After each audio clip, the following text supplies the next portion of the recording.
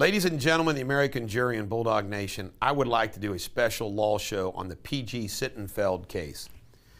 The prosecution is rested, then we had a delay from COVID. The defense begins calling witnesses today. We'll see how many witnesses they will call, also including whether or not they will call P.G. Sittenfeld. I am absolutely shocked, beyond shocked, how many defense attorneys do not call the defendants. My guess is, in most cases, they should be called, where most defense attorneys usually do not call them. And the excuse they always make is, what happens on cross-examination? But here's the big problem. Despite the fact that we are presumed innocent and the prosecution must prove you guilty beyond all reasonable doubt, and that's a burden, most juries, because I've I've asked them this question, most juries want to hear from the defendant. And there's some cases like self-defense. How do you not call the defendant?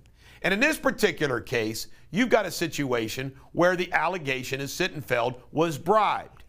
And the tape recordings that they have of these two meetings, including some guy named Vinny, a fake guy named Vinny from up east, you can't make it up, a Vinny from the east, and Sittenfeld taking money and saying he can get the votes. I mean, it looks like bribery to me.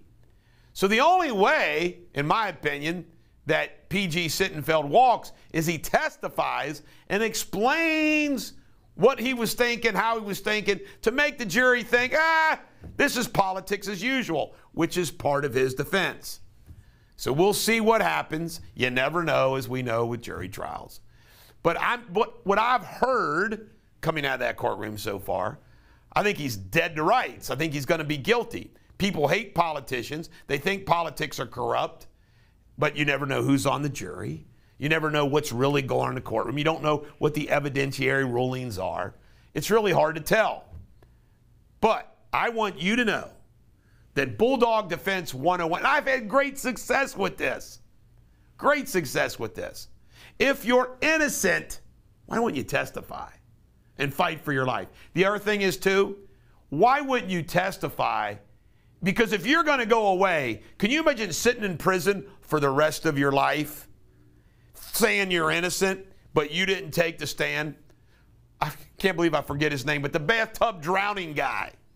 Okay, 3 chances, never testified, professes his innocence. Well, why didn't you testify then? This is the Bulldog. Every dog has their day. We'll see what happens.